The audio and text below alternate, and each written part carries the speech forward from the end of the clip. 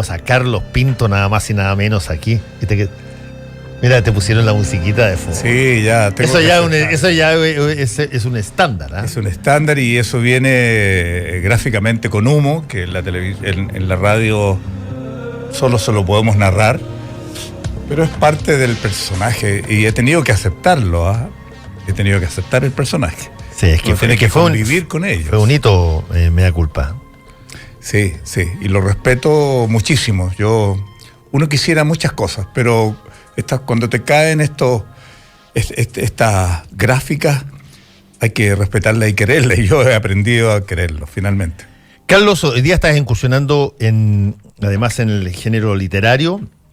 Tienes esta novela, El silencio de los malditos, inspirada en hechos reales, que también estamos regalando hoy día con el hashtag Combinación Clave, al igual que Fractura de Andrés Neumann. Pero me gustaría que me pudiera contar un poquitito cómo pasas de ser probablemente en un momento dado uno de los más, si no el más representante de traer la información de lo que podríamos denominar este mundo delincuencial, este mundo extremo, marginal de la civilización, a transformarte en una persona que ya lo sintetiza en una novela. Sí, claro. También podría haberlo sintetizado, como dices tú, en una crónica, ¿no? Claro, podría haberlo hecho, claro, más cercano a mi trabajo, a tu trabajo periodístico. No obstante, yo soy un hombre que apunto más a la forma que al fondo, ¿no? Y creo que es un poquito más difícil. Lo otro es una investigación aguda, complicada, compleja. Esto tiene que ver con alguna gracia que podría uno tener, en este caso saber tocar el piano, saber redactar una frase. El silencio de los malditos es precisamente la invocación a un recuerdo permanente que he tenido con una entrevista que no llegó a ser de uno de los criminales más connotados que pudo tener en determinado momento nuestra criminalidad, valga la redundancia, y me quedó dando vuelta. Y la posibilidad de convertirlo en una crónica, que significaba iniciar una investigación muy grande, me llevó a lo que yo quería, a darme el lujo de tejer muchas historias verdaderas que se inician con esta inquietud que tuve de esta entrevista, para llevarla a lo que es el silencio de los malditos, que obviamente pretende volar con una gran reflexión que hay ahí a través de esta historia. Es una novela basada en hechos reales, tejida con una pretensión literaria que espero, hasta ahora las pocas críticas que han existido son bastante buenas, e incursionar, como tú bien planteas, en un mundo que parece diferente, pero yo diría que no es tanto, en la medida que yo no puedo dejar de escribir en tono guión, ¿no? De ahí cuando hablo de tejer, porque no es solo una historia, es una historia general que va. Ahora, quienes lo han leído están estremecidos con el contenido, porque lo tiene, hay un paso por la historia de nuestro país hasta el hoy, en forma cautivante. Estoy repitiendo palabras que me agradan mucho, porque he tenido ya 2 o 3 firmas del libro que me lleva una sorpresa, y lo digo casi ingenuamente o infantilmente. Sentarme a escribir libros y pensar que voy a ir a una librería y que voy a estar esperando que alguien compre para decirle quiere que se lo firme. A entender que hay una fila de personas pasan la librería misma y dan vueltita ahí, y yo estoy 1 hora firmando autógrafos. Te lo juro que es impactante para mí, a pesar de que he trabajado en programas que han causado conmoción. Una cosa interesante no lo he leído todavía, El silencio de los malditos, pero es interesante que el protagonista es un periodista. Claro, es un periodista. Ese es un zafe que te das tú para por lo menos caminar a tientas en un terreno conocido, digamos. Absolutamente, claro. Yo hago esa distancia, aunque el que lo lee pensará que soy yo, pero no tiene nombre, es realmente un personaje que va apareciendo allí y que va siendo el que interpreta esta historia que es bien fuerte. Yo creo que el público que me ha ido a ver ha comprado el libro y porque uno es uno, va y lo compra y dice, si esto tiene que ver con lo que hace, tiene que estar bueno. Tiene que ver con lo que hago hasta cierto punto, pero luego los va a sorprender porque los llevo a una parte de la historia de nuestro país que es muy dolorosa y que tiene que ver con este libro. Pero, mira, no es un libro de carácter policial, digo permanentemente, no es un libro de carácter político. Yo diría que es un thriller dramático finalmente, donde muchas historias estremecedoras, así me lo han planteado, empiezan a adquirir vida, pero por sobre todo a darnos la posibilidad de ponernos en un escenario que probablemente hoy día la gente quisiera soslayar, creo yo, ¿no? Sí, estoy viendo aquí en la contracubierta que dice, en la historia de un hombre que ha cometido un horrendo asesinato sin justificación alguna, pero que devela una vida de privaciones, dolor y venganza. Hay una serie de Netflix, yo soy bien asiduo a la serie, ¿En serio? Sí. Que de alguna manera tiene un poco ese mismo formato. Y me encantaría, voy a leer el libro, a ver, porque es una cosa bien impresionante. Uno siempre que cuando sabe de que alguien comete un crimen, cree que tiene que haber algo absolutamente lógico, prístino y transparente detrás de ese crimen. De, qué sé yo, un crimen pasional, o querías robar, o...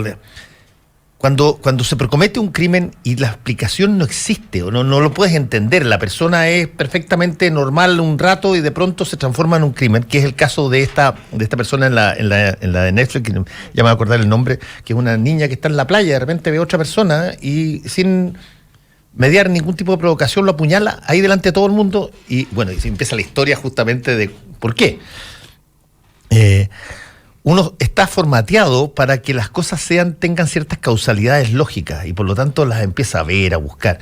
Cuando aparentemente no hay racionalidad sobre algo, uno tiende a decir que fue locura o hay que investigar más. Sí, qué bien lo que dices tú. Yo me quiero colgar a tus palabras, literalmente, porque esta es la crudeza del libro. Habla de personas queribles, amables, iguales supuestamente a nosotros. Claro, tal cual. Aquí recuerdo yo un concepto emanado de la posguerra, ¿no? Cuando condenan a Adolf Eichmann, ¿no? De Sinner. Gracias, Diego. De Sinner, el pecador. Esa es la serie que te estoy diciendo. ¿El pecador? Así se llama, The Sinner. The Sinner, y es muy buena.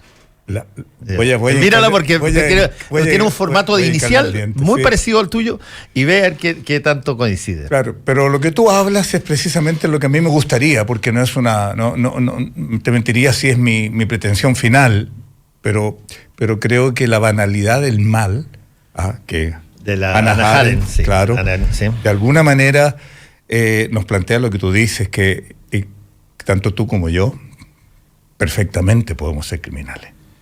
No tiene que ver con la belleza y tranquilidad de tu rostro o la amargura mía. Tiene que ver con hechos que afloran y que no tienen a veces ninguna explicación mayor, como para que en el caso de este criminal de guerra nunca haya sentido arrepentimiento, muy por el contrario, orgullo de haber cumplido cabalmente órdenes. Un tipo que no tiene historia de ninguna índole, que podríamos decir que si bien mató a cientos o dio derecho a que mataran a muchas personas, él por primera vez hizo un acto criminal, ¿no? Y eso es lo que de alguna manera uno quiere traspasarle al público para entender, sí, desde mi perspectiva psicológica, lo que significa dar ese paso. Y tengo hasta... que lo que tú estás planteando es un dilema súper interesante, porque básicamente lo que tú estás diciendo es que la posibilidad de cometer un crimen no es algo genéticamente determinado para algunas personas y no otras. Depende mucho a veces de las circunstancias, depende mucho de las situaciones. Las personas que tienen, qué sé yo, raptos pasionales fuertes, o las personas que ven o ven que alguien trata o viola o humilla a un hijo y tiene raptos de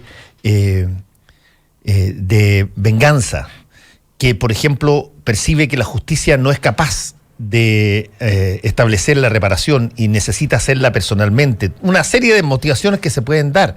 Hay una película que ya se transformó en película y que fue una investigación en Stanford muy importante de un psicólogo que se llama Philip Zimbardo, que hace un ejercicio, mira tú, donde agarra a dos grupos de universitarios. Y a uno les dice, mira, ustedes a partir de ahora van a hacer en esto donde vamos a trabajar durante 4 días o 5 días, o 12 días creo, ustedes van a ser los carceleros y ustedes van a ser los prisioneros. Y se tienen que comportar como si fueran carceleros y como si fueran prisioneros. Bueno, y se crea una estructura de cárceles ahí. Virtuales. Se les pone un uniforme a los carceleros y empieza. Al principio son puras chanzas y la cuestioncita. Y como al segundo día, alguien como que se llega tarde a tomar el desayuno y el gallo lo palmotea, el carcelero. Bueno, termina esto con una barbarie de el carcelero los carceleros personificados rol, total, claro, en su rol de represores, y los otros tipos de una víctima diciendo, oye, pero terminamos esta cosa, vamos, si somos compañeros de curso, y los gallos. Pero, y esto está en la película y generó esta idea de que el contexto a veces te genera situaciones que eventualmente tú no podrías jamás haber calificado como posibles antes de que ocurrieran. Sí, a ver, yo no soy muy versado. Lo que sí creo tener hoy día en demasía es la casuística, ¿no? He vivido tantas situaciones que uno quiere también interpretar, oponer y ordenar. Y a lo que yo concluí, finalmente, entender que nosotros somos una enorme gama, mira lo que te digo, una enorme gama de experiencias personales y ajenas construyen nuestra conducta, nuestro quehacer. Sí. Pero hay muchas que no están tipificadas aún porque no han sucedido, no las has conocido y hay vacíos en eso. Por ejemplo, siempre digo, si uno llega a su casa y ve a su amada durmiendo con un amante, si no has vivido esa experiencia, por lo tanto en este registro no existe experiencia. Y solo quedas tú en el contexto, como tú lo has planteado. ¿Qué hago? Busco un cuchillo y lo mato. Mato a uno. Mato a los dos, busco una pistola. ¿Qué hago? Me separo, hago un berrinche nomás. En ese instante estás solo, sin ninguna experiencia anterior, sin ningún background para determinar una situación que te es nueva porque no está registrada en tu vida. No hay precedentes y por lo tanto estás solitario con tu integridad. Y ahí es cuando tú, y fíjate que los delitos pasionales, y cuento esto, que tienen una pena no menor, en Estados Unidos son menos, los sueltan mucho tiempo antes porque se dan cuenta que gratuitamente están en la cárcel, ya que existe un reconocimiento que él dio muerte a una persona con nombre y apellido, jamás va a volver a repetir la experiencia. No sé si me explico. Porque no es un asesino, pero él, instado por esta presión mediática, determinó en un contexto que era su situación, pero a los 5 días no solo está arrepentido, comprendió la figura. Claro. Y en ese orden nunca más va a cometer ese delito, por lo tanto es gratuito en la cárcel. Y a los 2 años ya más o menos, dependiendo de la comprobación de su conducta, lo sueltan. En Chile los mantiene 10 años como corresponde probablemente a la condena que le dieron. ¿Y dónde está el tema? Según yo no soy un estudioso en la materia, reitero, el ver cosas me hace ordenar. Aquí hay algo en la psicología clínica que me hace mucho sentido. Entender que tanto tú y yo, y todos somos animales y por lo tanto bestias, y que lo único que nos queda es domesticarnos. Raya para la suma, domesticar, ¿qué significa? Educarnos, culturizarnos. En la medida que estamos más domesticados, que significa ir creando un bozal en esta bestia, esos segundos que tú determinas al momento de hacer un crimen, lo administras tanto mejor. Mira, bueno, Felipe Latorre y Renat Betancourt nos dicen que la película alemana, la del Das Experiment, el experimento, la que yo te decía de la película, gracias a ello, y voy a volver a asistir en los formatos de series en este sentido. Bueno, hay muchas series que tienen más o menos exactamente el siguiente formato, que es el siguiente, te lo describo. Sociedad que vive en equilibrio, funciona. La gente dice respetar los valores, los derechos humanos, hasta que pasa un evento que altera la convivencia de la comunidad. En el caso de The Walking Dead, por ejemplo, aparece una epidemia de zombies. Los zombies no pueden hacer nada más que comer humanos, caminan en línea recta, no pueden subir ni trepar ni usar utensilios, caminan despacito, no te corren ni te pillan, sino que tiene que pasar algo. Bueno, pero esta amenaza pone en jaque a ver qué tanto efectivamente puedes practicar los valores y las cosas. Y cuando tú te empiezas a dar cuenta que en realidad la amenaza no son los zombies, sino que la amenaza son el grupo de humanos que quiere detentar el poder, conservar la comida, hacer que se coman a los otros gallos y no a ellos, y se arma la tole-tole, tú te das cuenta de que todo el mundo puede decir yo no soy celoso, pero tiene que decirlo cuando está en una situación de celo. Exactamente. Ahí te recuerdo lo que dices tú. Para que tú seas un animal domesticado, está la educación y está fundamentalmente los valores. Tan enraizados están tus valores, la posibilidad de determinar una buena situación y buena salida frente a lo que tú me planteas, es precisamente eso, el darte cuenta.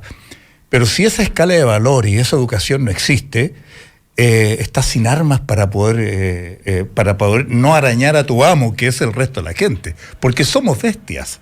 Porque yo no puedo decir que voy a actuar de una manera determinada si no tengo un registro anterior.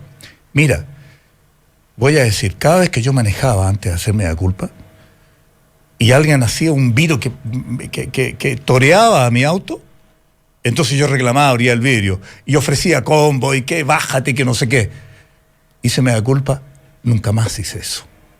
Nunca más hice eso, porque me di cuenta que no estaba siendo yo, que no había enquistado un valor importante sobre la vida mía y la de otro, y darme cuenta racionalmente que no tiene ni un sentido enfrascarse en una situación que es absolutamente y fácil administrar, como pedir disculpas o dejarlo, ignorarlo. Y no dejar que escale, porque el problema es el escalamiento a partir de la tontera. Eso es una espiral sin regreso. Por lo tanto, yo entrevistaba en la cárcel a un tipo que había sacado un fierro y la llave, que muchos ojos la tienen guardada debajo del auto, por si acá, y la utilizó.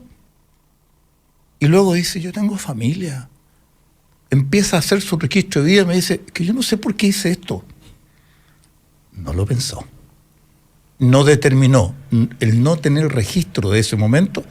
Y él dice, jamás voy a hacer esto. Y a mí sí que lo voy a decir, que nunca lo hagan, que nunca se detenga, que no puede entablar una riña con alguien que nunca ha visto en su vida y que lo ve recién ahí.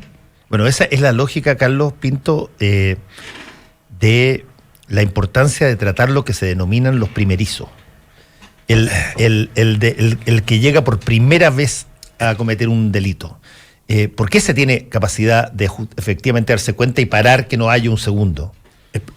Ahí estás tú, ahí están todos los oyentes, ahí me encuentro yo, que somos los que podríamos evitar esa primera instancia. Porque, ¿cuál es la gracia? Y perdona que lo diga yo, pero está un poco admitido que sea así, de mea culpa.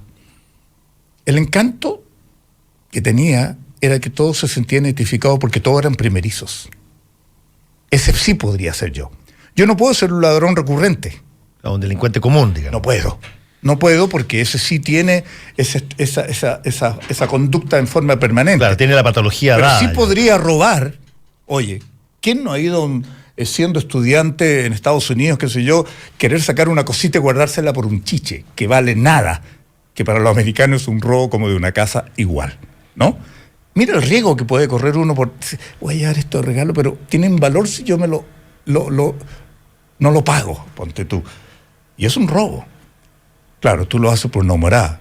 Si eso es recurrente, entonces ya no me representa. Claro. Y tal como dices tú, es la primera vez. Y ahí todos podemos dar ese paso si no somos bestias domesticadas. Déjame hacerte una pregunta, Carlos Pinto. Tienes ya tu libro en librerías, El silencio de los malditos, una novela inspirada en hechos reales. Los escritores, los escritores que yo he entrevistado a muchos escritores, y los escritores tienen una característica que cuando sacan un libro, siempre te dicen que ya empezaron otro.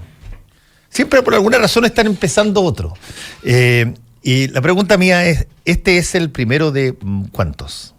Mira, yo lo primero que hice fue... Porque es otro giro que el que estaba acostumbrado. Absolutamente. Vaciar esta experiencia en el género de la novela fue algo que me nace por una necesidad personal y que yo necesitaba vaciar. Pensaba que esto lo hacía en 2 meses. Me demoré 1 año y algo. Probablemente me puedo demorar menos, pero nunca menos de 1 año, creo yo, en hacer un trabajo de este tipo. Vamos a la conveniencia económica, porque todos piensan así. No está de por medio la conveniencia económica, así venda mucho. Lo que está es la necesidad de poder universalizar un concepto, ¿ya? ¿Qué significa eso? Que para mí era muy importante la aprobación de parte de una editorial tan importante como la Random House, que dijera, bueno, tú puedes vender un libro y qué bueno que lo hiciste. Nos vemos en otra oportunidad. A que te digan, esto tiene un valor literario. Sí. Y por lo tanto, se me abren las puertas para decir, quisiéramos que tú siguieras con nosotros. A lo que yo entendí, me dan el pase y yo acepto el reto. No tengo un libro en mente, pero tengo el ejercicio en mente. No, por supuesto. El libro es El silencio de los malditos, una novela inspirada en hechos reales de Carlos Pinto. Dicho sea de paso, el libro que estamos regalando se lo va a llevar María José Eguren y Fractura Natalia Cortés. 2 mujeres se llevaron hoy día. Qué bueno, que sean lectoras, ojalá, que les guste leer.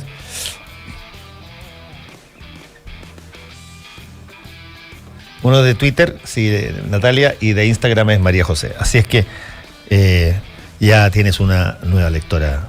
No, fantástico. Gracias por estar acá, Carlos Pinto. Un gusto haber conversado contigo. Fernando, para mí es un placer también, de verdad. Agradezco que me hayas invitado a tu programa. Y te invito cuando saques el segundo. Ya no me quieres ver en 1 año más. No sé. En una de esas es un estímulo, quién sabe. Claro, muchas gracias. Un libro de bolsillo. Muchas gracias. Volvemos, nos vamos. Que tengan ustedes buenos días. Chao. El secreto del éxito es vivir la vida. Baterías Hankook, mucho más. Dronestore.cl, la tienda